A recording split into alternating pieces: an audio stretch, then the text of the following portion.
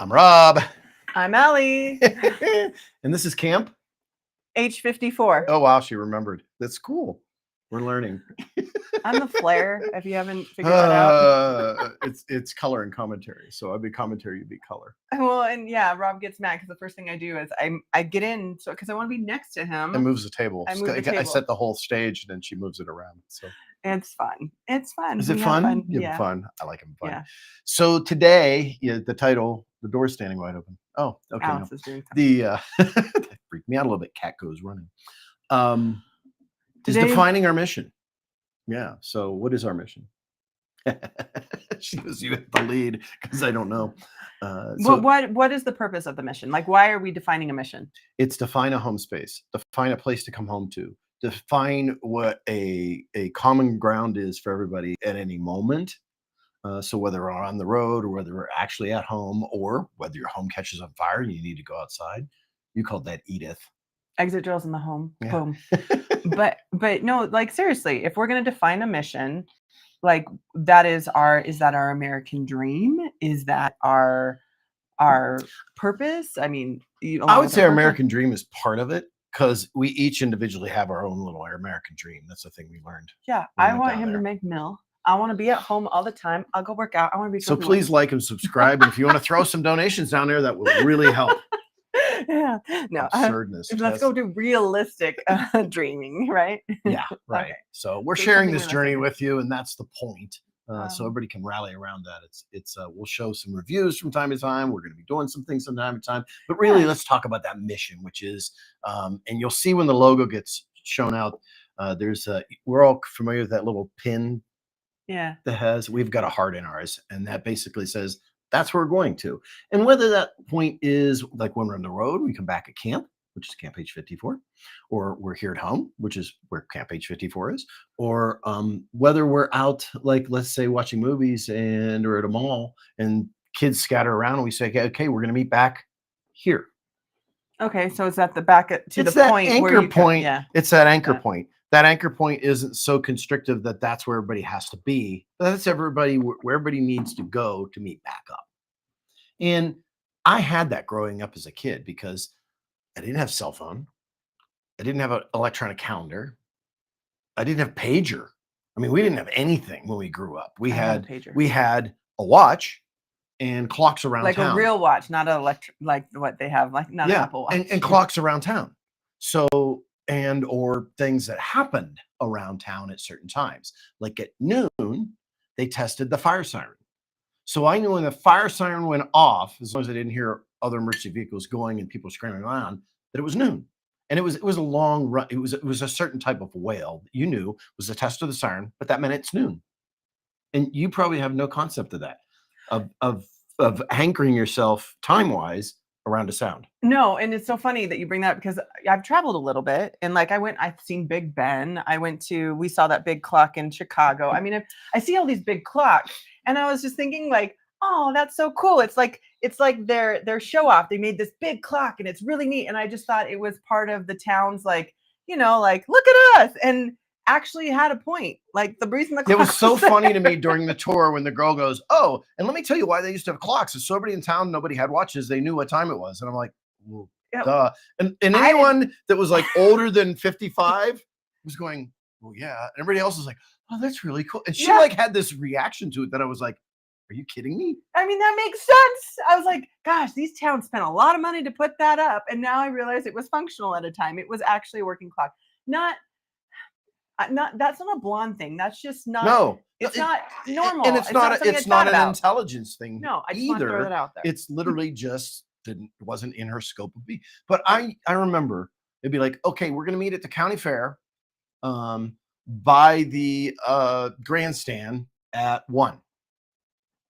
Okay, we would set this up a week earlier, and everybody would be at the grandstand at the county fair at 1. And if somebody didn't show, you'd probably find out when they. And if somebody didn't show, we were actually worried about it because something happened, and we would actually sort out. And it wasn't like you could pick up a phone and call and say, "Oh, well, hey, do you know where Timmy is?" Or no, we would like, "Oh crap, Timmy's not here. Timmy's always here. What's going on?" Yeah, and then or they might have told somebody. Like, or Timmy's sister, Sandy, would show up and say, "Hey, Timmy's sick, so he's not going to make it." Somebody would actually come and fill in the information. So we've become less social, you think? We've become incredibly less social because it's all based upon this, which is artificial and fake, and you don't get a real representation of what's going on. She's not fake. We're not using filters. That's true. I don't use filters. but I've never used filters. Yeah, no, it's about, that's what Camp H54 is about, getting, because when you go camping, you don't have all the makeup all the time. You don't get to take a shower every single day. You get muddy, you get dirty, you get smelly. It happens, and you deal with it because that's the atmosphere you're in. It's not Figure it about out. saying let's not take showers. It's not about it, but No, it's but about it's preparing, Yeah. being adaptable, is very important. You can prepare the best, you can, but you want to be adaptable for sure.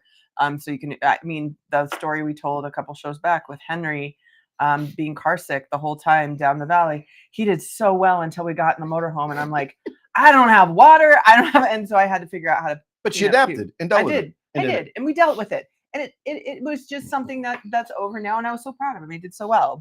And you learn from that. You learn things like, so Rob, the thing, I didn't realize this, but when we got together, Rob is extremely, like, he's efficiently prepared. You have some people who like put everything in their car or put everything together, and it's just like, you'll never use this, you'll never do this. Rob, when he sees he'll prepare before we go somewhere, and he'll have something. And then when he finds out there's something that we need, he gets it and puts it in the bag. He knows that we're going to need this moving forward. He doesn't just buy everything in the kitchen sink and throws it in. So usually we're prepared. People think it's weird. Like, we'll be walking around and they're like, oh, I can't see. Boom. He whips out a flashlight. He always has a flashlight on him. He always has something to cut, or scissors, or even tweezers. And he just has found ways to make it really, compacted. And so Henry will get a splinter, and we're out in the middle of nowhere, and they're like, oh my gosh, what are we going to do? And Rob's like, I got it. And so I really do appreciate that Boy Scout mentality a lot, because it makes me, so I don't have to do it. And then I don't have to adapt much. So it works for me. I don't carry a lot when I go out. So, there's always this EDC, what they call EDC, which is everyday carry. Okay. And those are things that, now women have EDCs, they're in a purse.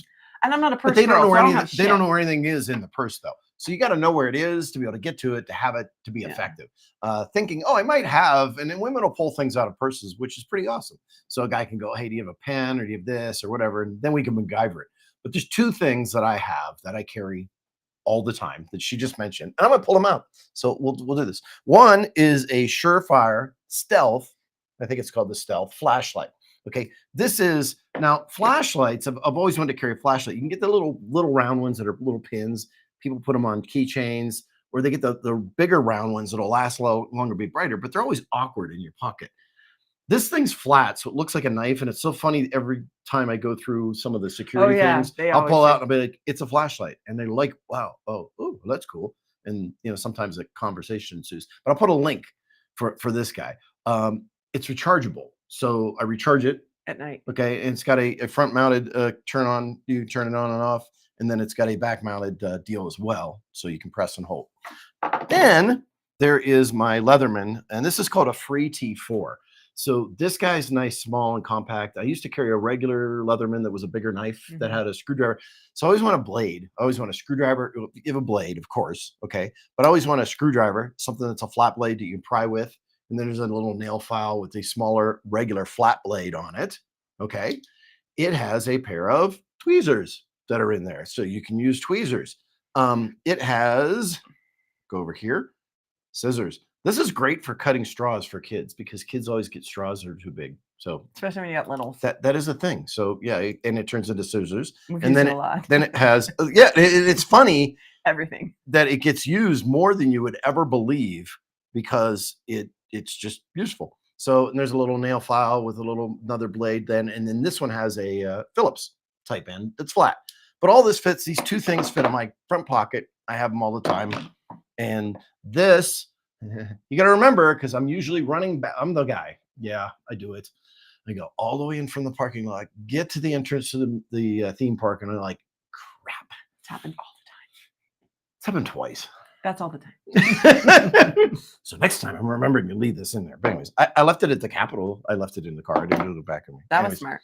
So, but those two things, I'll put links to these. And find your own little thing. And I call it a kit. But I carry those two items with me always. and we Okay. use them always, especially with kids, especially like out. Like I'm the kind of person like before Rob, there'd be a string, and I'd be like, ah, geez, and I'd pull it, and then there'd be a hole, and then I'd be like, okay, that shirt's done. I gotta figure it out when I get home and get a new shirt. He will be like, no, no, no, just wait, just wait, Just hang on a minute. just hang on a minute, Hang on a minute. I got it. We got you covered. Yeah, so it makes things a little bit easier on me. That's why I like my man and my all his tools. Because I don't like carrying a purse. I've never been a purse girl. I have to carry it because it's supposed to have my wallet. If I put things in my pocket, I lose them. So I have a purse where all my shit's in it, and I go get it. And I'm leaving town today, so we did an earlier show, and I made sure I had my purse because it has my ID in it, and I usually need my ID and my credit cards. And that's the only reason, and some lip gloss, I carry a purse. Other than that, I carry a Rob. And Yeah, I carry a second ID for Allison. is that bad? But you find your person, and then they figure out how to deal with you, and it works for me a lot. I'm her Camp H-54. She just returns to home base and we're good Yes, to go. really, it works phenomenal. I love it because I don't really have to think about things, and that's one of the things that happens when I'm with Rob and we're traveling. I love it because I don't have to do anything but follow him. Like legit, that's all I do. And then I'm like, and he makes sure that I have my coffee. He makes sure that if I want to drink on the plane, that it's happening. He's really good about like really making friends with people on the plane. It's just amazing. He has a little secret that he does. I don't know if he wants to share it. Sure. Maybe, yeah, you should share it because You know it'll what? help you out. It's amazing. $5 or $10. So flight crews are usually $4 or $5. But you want to get the VIP treatment on an airplane. It's simple. And it's literally a $5 or a $10 gift card. I usually do $10 gift cards. So it's $7 or $50 a flight, but $10 gift card, you get 5 of them at Starbucks, and you get on the plane, you say, hey, the first flight the person you see there, and you go, hey, how many people, how many on your crew? And they'll say, oh, 4 or 5. And I'll go here. And I hand them that. And she's like, we're getting drinks. And she's like, what's going on? And even people next to me like going, who are you? Like, well, they really truly appreciate it because we appreciate them. It's just a flipping tip, folks. That's what it is. You don't have to tip. It's not expected. But nice boy, do they appreciate it.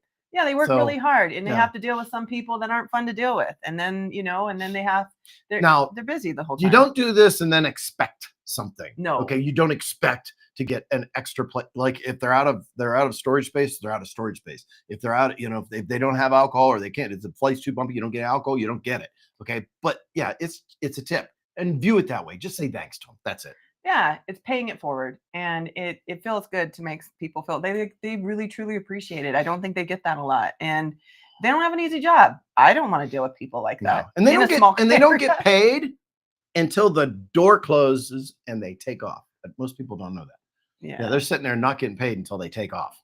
That's ridiculous, but it is what it is. Anyway, but and they might have negotiated a better deal with that. Somebody could tell me, but yeah, it's a good little secret. But and that's the thing is we work really well together.